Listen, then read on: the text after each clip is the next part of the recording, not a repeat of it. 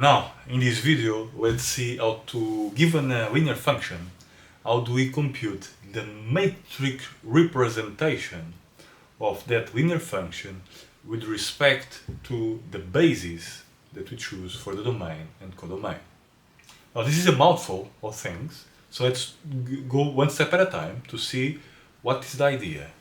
I think in the end, everything is going to be very clear, so let's see. We start with a specific example that we saw in the previous video, namely our function between r squared and r squared, so the two vector spaces, and the connection xy, well, the input element and the output element. We want for this specific function to compute a matrix representation for it. So the step number one is to choose a basis for our r squared and another basis for r squared, for the domain and codomain. And this is what you see, so step one, choose a basis. This is what you see here. And the basis could be, for example, 1 minus 4 and 0, 1.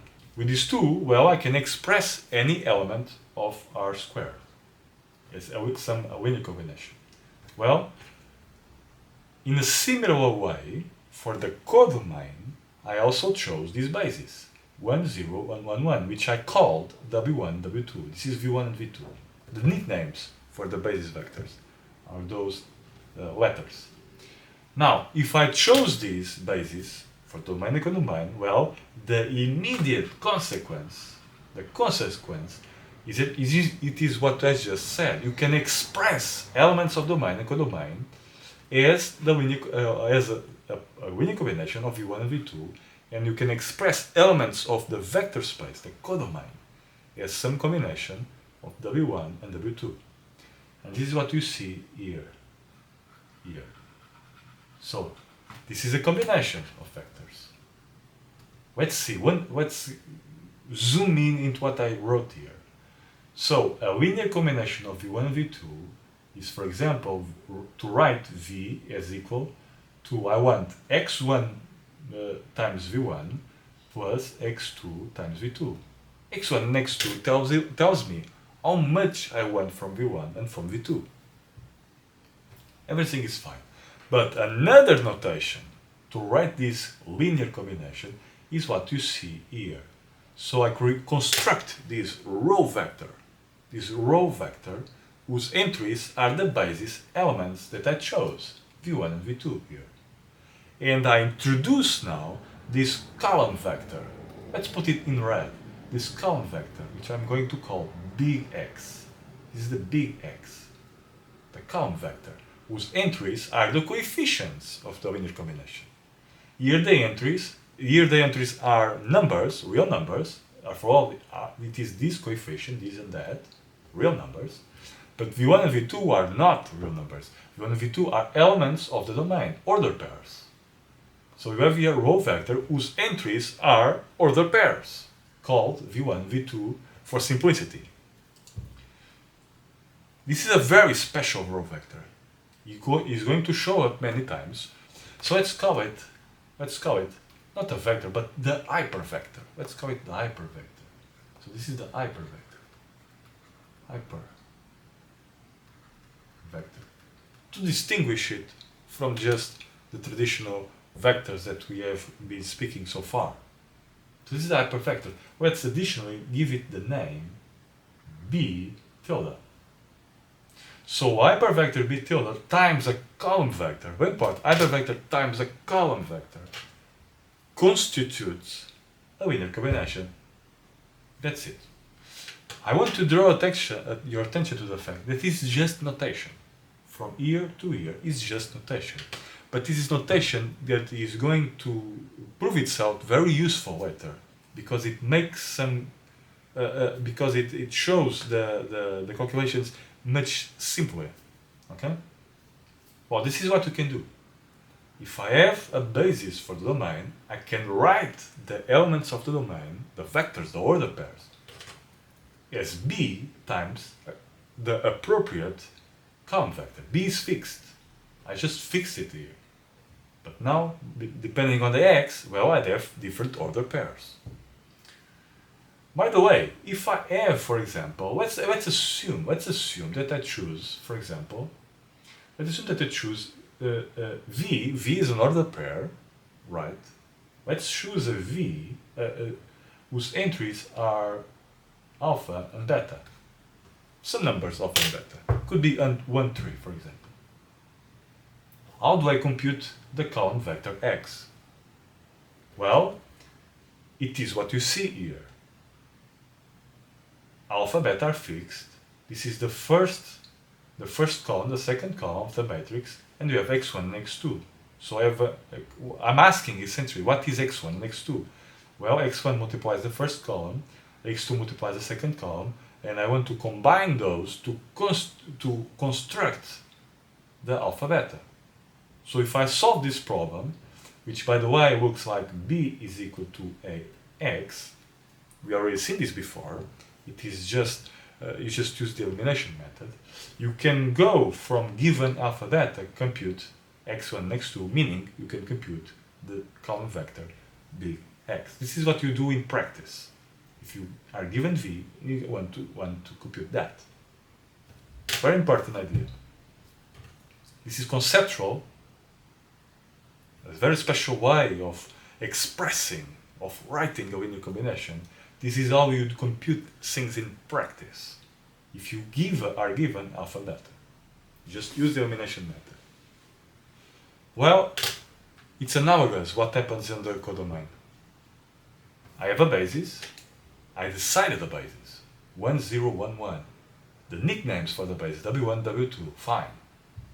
So I can express any W of R squared, the codomain, as a product of a row whose elements are the basis vectors times a column vector. So let's give a name. Let's give a name to this row whose entry. Let's call it C tilde. C tilde is analogous to B tilde, but it is with respect to the codomain, to the vector space, the codomain. And this is a column vector as well, so let's call it big Y. This is the big Y column vector. So C times big Y is just a new way of representing a linear combination of elements of the codomain.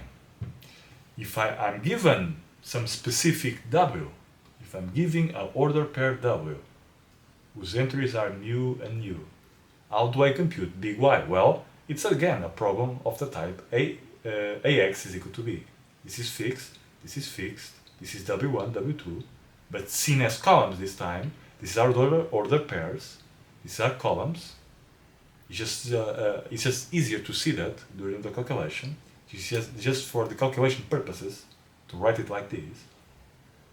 You put here the basis vectors and you just have the column here, the column vector that we want to, the unknowns. You just solve it using the elimination method. So this is the immediate consequence of introducing a basis. So this is step 1. That's it. Now that we introduce a basis for the domain and codomain of our linear function, it is time to act with our linear function on the basis elements of the domain. You act with f on those basis elements. Well, if you act with it, you get what? Let's see. The basis elements are rewrote again. So this is f, domain, codomain. This is the basis. This is the basis of the domain. The basis of the codomain in blue. 1 minus 4, which is v1, lives in R squared, is mapped into 6 minus 3. You just do the calculation. And 0, 1, v2, is mapped into minus 1, 1. This is easy calculation to do. This is a very easy calculation to do because f is given. We know how to do this. So this is the first part. You act with f on this, you get that. You act with f on this, you get that. Fine. But now, 6 minus 3 is an element of the codomain. And remember, if it is 6 minus 3 is an element of the codomain, remember, well, it can be written as C tilde times Y, column vector Y. And the way we compute that, well, is by solving a problem of this form. This is given, this is what we want to compute. So let's do it. You can see it here. So you have 6 minus 3 fixed. Here are the basis vectors on the columns, and you want y1 and y2. So you get 9 and minus 3, right? So this is y1, here 9, y2 minus 3. Fine. This is what we have. We are computing the image of the first basis vector. You get the output, and now you are expressing it in terms of the basis that you chose for the codomain, meaning 1, 0 and 1, 1. And to do that, we have to solve a problem of this form. So, what we can do is what you see here downstairs. This part here, or closer, let's go slowly. This part here can be now re-expressed as this. Can you see? A hypervector, in this case, the hypervector C times a column vector of coefficients, the big Y. Very simple. Similarly, for this situation here, you have also C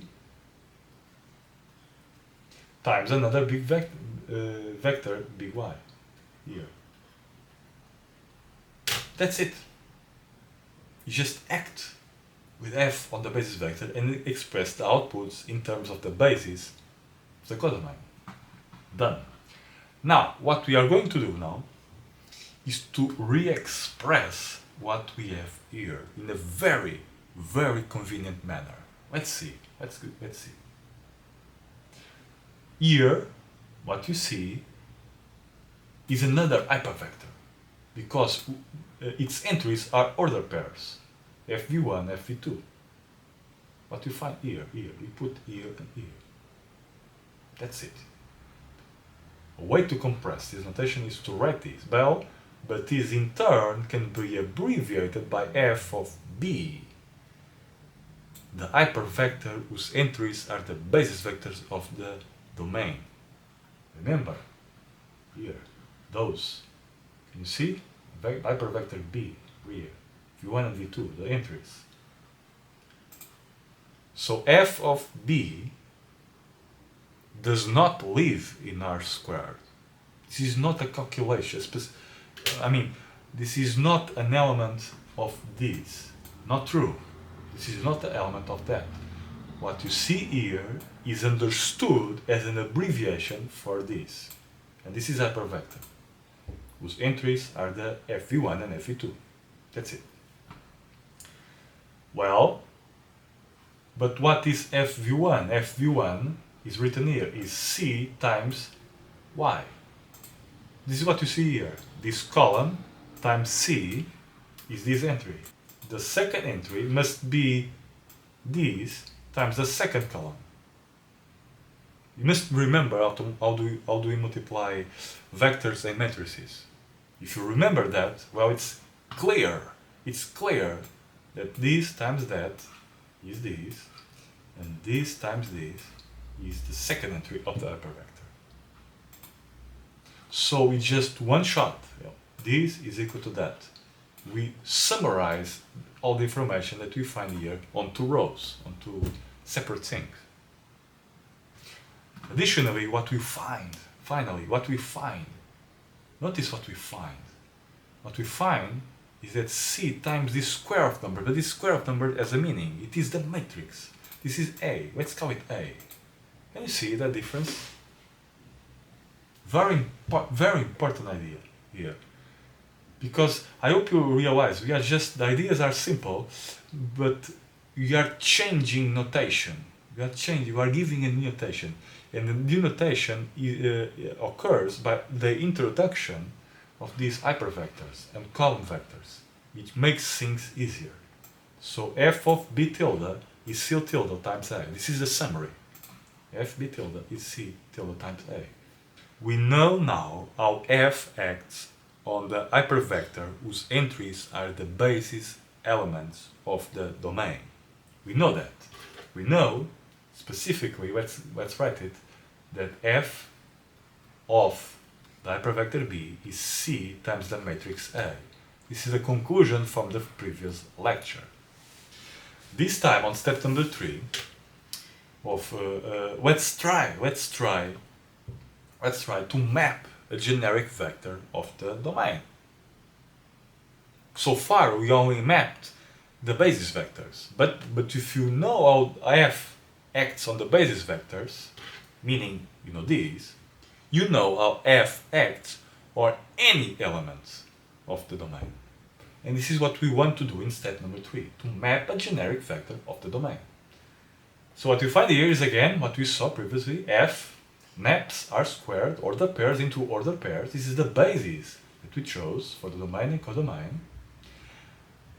Here we find what we computed on previous video, meaning the image of the basis. So 1 minus 4, here v1 and v2 is mapped into that. And we expressed that in terms of the basis vectors of the codomain, these two. So this is the step from here to here. And to go from here to here, we solve this problem. Now let's consider some other vector, for example 1, 3, from the domain. Well, what is the image of that? Well, you can compute directly, because we have a function f. You just plug in the numbers 1 and 3 and do the calculation. That's it. You get minus 1 and 4. So far so good. This is what we have, and you can compute it directly. But now let's go indirectly, because the indirect path to compute this thing shows us something very important. So let's see. The first step is to re-express 1, 3 in terms of the basis that we chose, for the domain. Very important idea, because we have the basis, so you can do this. You do this by solving this problem. We already seen this in previous videos. You do this by solving this problem. In fact, I want to draw it. I could draw this in the end, but let's draw it now. Very important ideas. We have here the map. Let's do it here. R squared is mapped into elements of R squared, order pairs into order pairs. That's it. And the mapping agent is f, is called f. But we introduced a basis. The basis B and the basis C. So let's do it. These two new arrows show up when we introduce B and C. That's it. And let's introduce now two new vector spaces. The vector spaces, again, R squared and R squared. This R squared in white contains order pairs. It is the domain of the function. This is the codomain of the function. This R squared, on the other hand, contains column vectors with 2 entries. Again, R squared in red is column vectors with 2 entries. Very important. Now, B contains basis vectors, the 2 basis vectors that we chose. So the entries of B are elements of the white R squared. V1 and V2 here. V1 and V2 live here. Elements of R squared, but also live here. But now, can you see it? Can you see? I hope you can see the idea. Any element of the red R squared times B gives me an element, an order pair of R squared. Similar here, a column vector R squared times C gives an element of the codomain. This is how you read this diagram. So big X, which lives here, times B gives me a generic V, then big Y times C gives me a generic W. Can you see the idea? So what you find here is 1, 3, an element of R squared downstairs. Can you see? And we are expressing it in terms of the basis, meaning we are trying to find what is the x which when multiplied by b gives me that 1, 3. Doing this calculation, what we find is that 1, 3 is equal to v1, v2, meaning b. This is the b, right? This is b. And 1, 7 is the big X here, which lives here. That's it. This is what an introduction of a basis in R squared allows us to do. Allows us to introduce b tilde and column vectors. Now that we've expressed the order pair 1, 3 as b times x, big X, let's compute what is the corresponding image of it. So what is f of b times big X? Maybe you can read the diagram. This is the inputs, outputs, inputs, outputs, inputs, outputs. But now what's new is that I rewrote my input as b times x. So the output is f of b times x. So let's do this calculation. This calculation, I'm going to tell you immediately, it's f of b times big X. Why is it that? Why is that? Why is that? Well, let's give more details. Let's zoom in into this step. Let's zoom in, zoom. What do we see? Well, you have f of v1 plus 7 v2, right? This is what this means. This is just a different notation.